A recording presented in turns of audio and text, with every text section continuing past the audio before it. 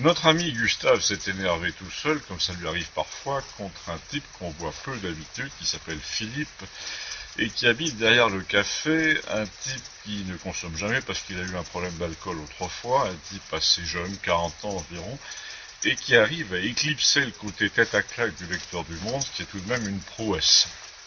D'ailleurs, ce jour-là, le lecteur du Monde s'est presque disputé avec lui. En tout cas, il ne l'a pas soutenu. Oui, parce que le lecteur du Monde, c'est d'ailleurs son seul mérite, prétend être bien avec tout le monde parce qu'il n'est pas agressif, comme il se présente devant tout le monde comme une grande conscience qui a beaucoup réfléchi sur son époque. Il est irrité quand un casse-pied ne met pas les formes et dit « moi j'aime pas ça, un tel est un con », etc.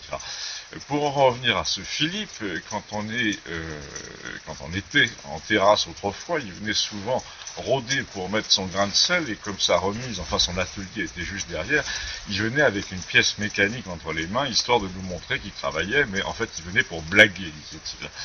Et là, la raison pour laquelle il est venu s'attarder avec nous dans le jardin du curé, c'est qu'il y a un petit parking à côté devant l'église et que son 4x4 s'y trouvait garé. Donc il est venu chercher je ne sais quoi à l'intérieur. Et en sortant, il est venu voir notre petit groupe réuni à l'abri du vent devant la croix verte de la porte. Il y avait même un peu de neige ce jour-là, c'était hier donc. Donc avant toute chose, le 4x4 du monsieur va me servir à brosser son portrait à toute vitesse. Voilà un type dont la rumeur populaire dit qu'il est maniaque et qui prend soin de ses affaires. Donc il a un 4x4 super entretenu évidemment, une sorte de monstre avec un pare-buffle énorme.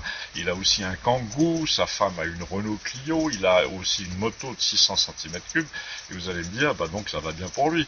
Et je vous réponds, bah oui et non, parce qu'en fait il est au chômage de très longue durée, figurez-vous. Apparemment il a une maladie auto-immune.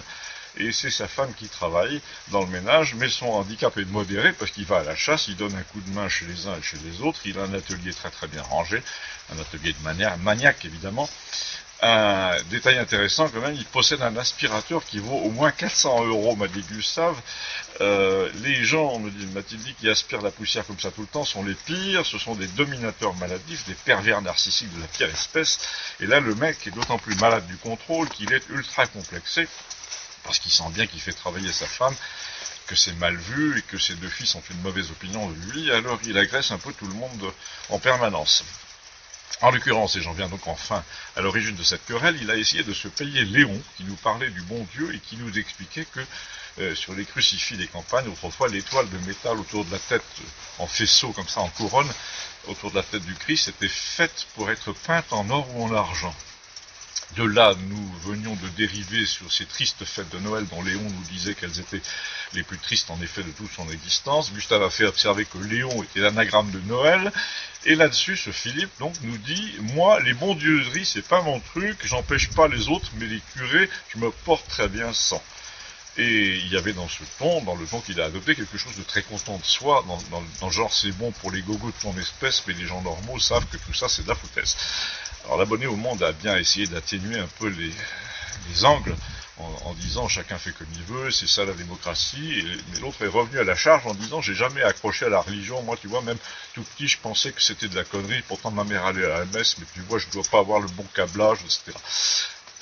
Tu vois, dit Gustave, personne t'en voudra de ne pas croire en Dieu, mais en revanche, tu es en train de dire, je vis très bien sans, ça me manque pas, j'ai l'esprit critique, avec moi ces conneries ça n'a jamais marché. En gros, tu nous parles de toi, il n'y a que toi qui compte. Tu dis c'est pas mon truc, mais quand on fait le compte, on s'aperçoit qu'il n'y a quand même pas grand chose qui soit ton truc. Alors l'autre a répondu, mais j'empêche personne. Non, non, t'empêches personne, mais rien qu'à ton sourire, on voit que dans ton esprit, si tu crois pas en Dieu, c'est que t'es plus malin que les autres, et que ceux qui y croient notamment. Mais j'ai jamais dit ça. Non, tu l'as pas dit, mais tu le penses, ça se voit. Non, arrête Albert, a dit Gustave, tu le défendras après, là c'est moi qui parle. Par exemple, quand tu débarques avec ton cric là, sans franchir le portail, c'est par curiosité, parce que tu voudrais savoir ce qu'on raconte et ce qu'on fabrique, mais tu franchis pas le portail, parce que les discussions sur des sujets que tu méprises, c'est pas ton truc non plus. Ça fait des années que je t'observe, a dit Gustave, l'an passé pour l'exposition, quand des gens venaient présenter leurs aquarelles. D'ailleurs, tes deux fils présentaient aussi leurs dessins, je me souviens. Tu expliquais à tout le monde que toi, tu n'avais jamais été intéressé par le dessin. Il y a 6 mois, quand on a déplacé le piano de Geneviève pour faire terrasse musicale au café, t'es venu en bleu de travail pour nous dire que tu n'avais jamais eu aucun talent pour la musique. Et que tu chantais faux, mais que tu trouvais ça finalement assez glorieux. c'est Léon qui a joué ce jour-là, je me souviens, et t'as trouvé le moyen de lui dire que le jazz à la rigueur, mais que Beethoven, tu n'accrochais pas. Mais punaise, a dit Gustave, tu te rends compte que tout se rapporte à toi. Ce soir-là, si on t'écoutait, Beethoven aurait dû faire un effort pour composer des trucs qui te plaisaient davantage. Alors là, on a assisté à une manœuvre de l'abonné au monde qui était embarrassé parce qu'ils étaient tous les deux de gauche. Lui dans le genre raisonneur, le genre tout le monde est fait pour s'entendre, planétariste évidemment, immigrationniste, etc. Et l'autre, le Philippe, dans le genre je suis comme je suis, de toute façon ce sont tous des pourris, si j'avais les commandes, les riches, les financiers, tous ceux qui me dépassent de la tête et des épaules seraient ratiboisés, etc. Et en même temps, Philippe est toujours un raciste rampant, un anti-pauvre, anti-cas sociaux, impitoyable avec les animaux et les faibles. Je parle toujours de Philippe, là. Là donc, l'abonné au monde a conçu les limites d'une démocratie capable de laisser prospérer des monstres pareils sous prétexte qu'ils sont de gauche. Parce que quand on faisait le compte, ça faisait quand même lourd pour lui. Il était soi-disant handicapé, sa femme avait un emploi public évidemment, ramassé par piston à la ville voisine, ses gamins étaient boursiers et ne disaient pas bonjour, il était président du comité de chasse ou de je ne sais quoi, il avait 3 chiens maltraités mais personne ne lui disait jamais rien quand on les entendait hurler, il était conseiller municipal aussi mais du genre qui veut pas de Linux pour la mairie, qui veut du Microsoft avec contrat de maintenance à 1000 € par an. Sauf donc ce jour-là où il en a pris plein la tronche au point que même Léon a dit à Gustave, allez laisse tomber, ça fait rien. Mais pour Gustave ça faisait pas rien du tout, il a expliqué que ce Philippe était en train de nous dire en gros, peu importe qu'on ait supprimé les messes, peu importe que le dimanche matin on puisse s'agglutiner aux caisses des supermarchés pendant que les églises sont sujettes à des règles strictes, peu importe puisque moi, Philippe, je ne crois pas en Dieu. Ne dis pas le contraire, tu n'as aucun respect pour les gens, a ajouté Gustave, tu voudrais qu'ils soient tous comme toi, mais c'est raté. Du coup, le Philippe est parti avec son cric sous le bras, et l'abonné au monde a pris sa défense, enfin à moitié, en disant qu'il fallait pas lui en vouloir, son père était déjà comme ça. Là, Gustave s'est retourné contre lui, et a dit, alors toi tu passes ton temps à nous répéter que tout le monde naît avec les mêmes chances dans la vie, et que la génétique ça n'existe pas, qu'on décide soi-même de tout, y compris, pourquoi pas, de son sexe psychologique, et là tu me dis, c'est une tête de con, mais il est né comme ça, mais il faut choisir mon vieux. Et ben à cause de cette mention de la génétique et de la présence parmi nous de la copine de la psychiatre de Montpellier qui était infirmière, et lesbienne, je le précise, parce qu'elle avait lieu de croire qu'on pouvait naître comme ci ou comme ça, il a été question de la fameuse injection en 2 fois, en 2 parties pour le Covid. Vous remarquerez que je ne prononce pas le mot à 2 C qui sonne comme le tocsin pour ne pas éveiller le robot patrouilleur de Google. Donc nous avons parlé de l'injection miracle parce que l'infirmière était plutôt pour en disant que la modification de l'ARN messager n'était pas si dangereuse que ça, rien à voir en tout cas avec l'ADN.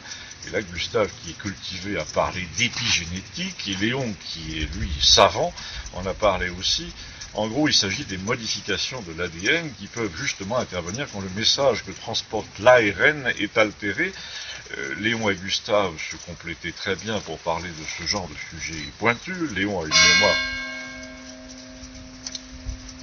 a une mémoire incroyable de tous les mécanismes, et en génétique ils sont innombrables. Il dit que la complexité de l'ADN est une horlogerie qui suggère l'idée de Dieu à toutes les étapes. Il dit que c'est aussi complexe et précis que le cosmos.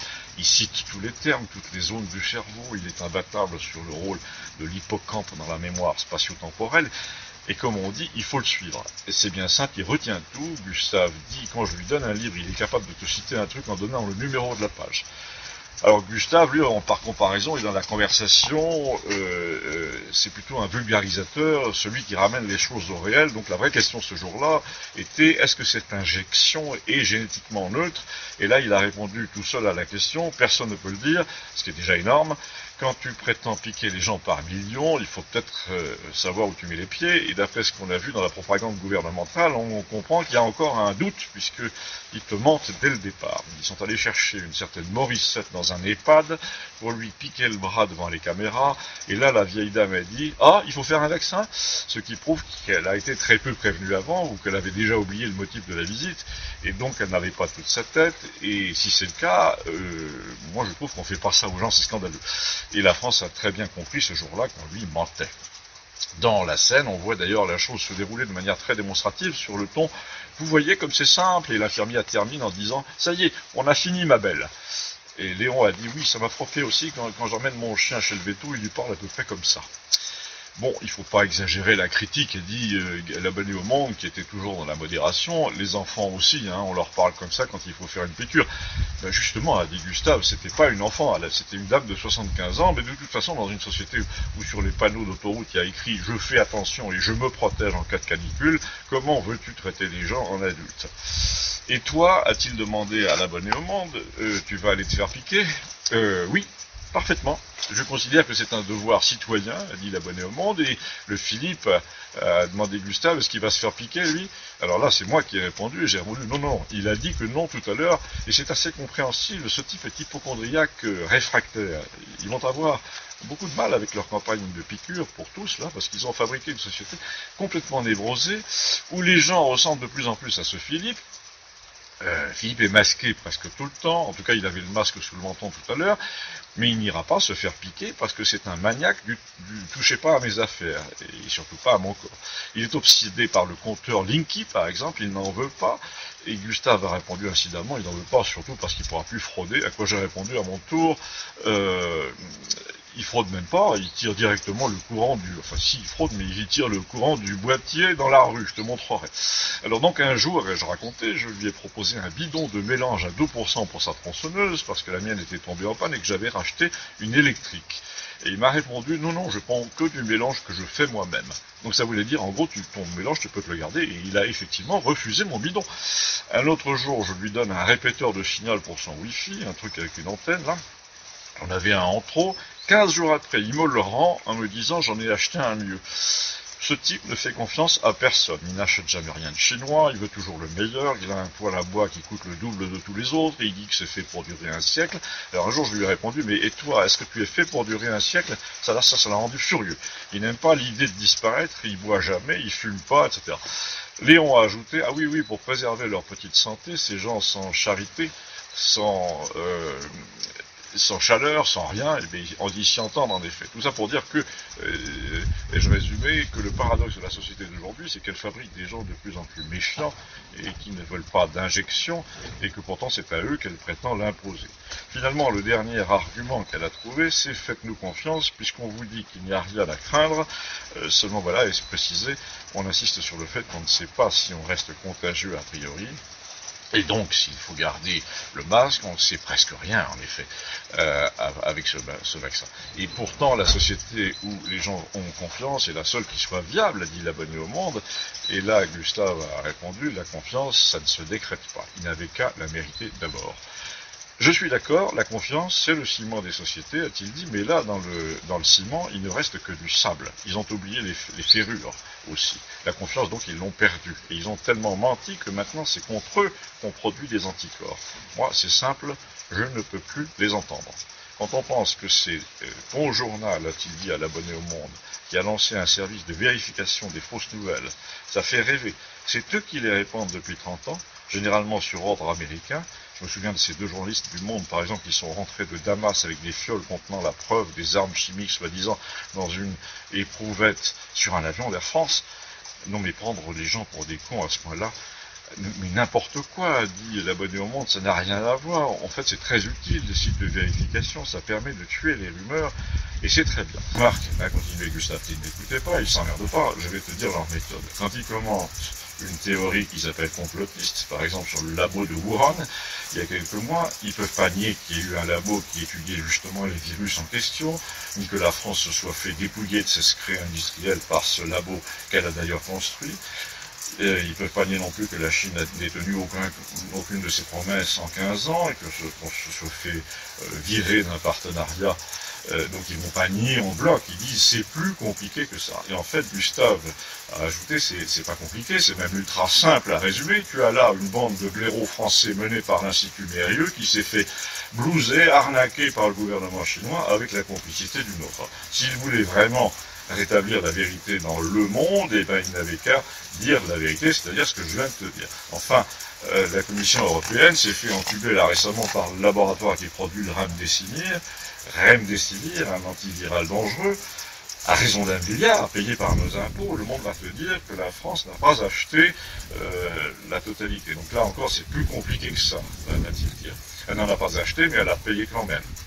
Je ne sais pas comment tu appelles ça, dit Gustave, mais quand tu payes pour un truc dont tu ne te sers pas, c'est que tu t'es fait avoir d'une manière ou d'une autre. Mais il y a encore pire, c'est quand le monde tombe sur une nouvelle qui est gênante mais vraie et qui peut donc pas démonter en disant que c'est plus compliqué. Et là, la méthode du monde est simple, il n'en parle pas. Il parle d'autre chose, un peu comme toi, d'ailleurs Albert. Et l'autre, imprudemment, a dit « cite-moi un exemple ». Eh bien, a dit Gustave, c'est simple, on a la preuve, présentée par le procureur général d'Ukraine, une preuve écrite, parlée, filmée, téléphonée, que Biden est une vieille crapule qui a garni son compte en banque en Ukraine en profitant de son statut de vice-président américain.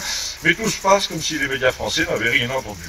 Et là, comme pour illustrer ce que venait de dire Gustave, l'abonné au Monde a parlé d'autre chose immédiatement, comme s'il n'avait rien entendu non plus.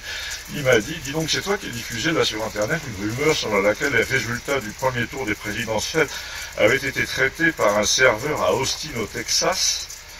Non, j'ai répondu, j'ai raconté qu'Asselineau, qui était candidat, je te le rappelle, à la présidentielle à l'époque, qui s'est fait virer au premier tour, avait prétendu lors d'une conférence en Suisse, ce que rapporte un spécialiste suisse des logiciels de votation, nommé Siebenthal, il avait raconté cette histoire et j'ai demandé qu'on vérifie parce que si la compilation générale des résultats du premier tour de la présidentielle française a bel et bien été réalisée à l'étranger par un programme dont les Français ne connaissaient rien, eh ben, tu m'as compris.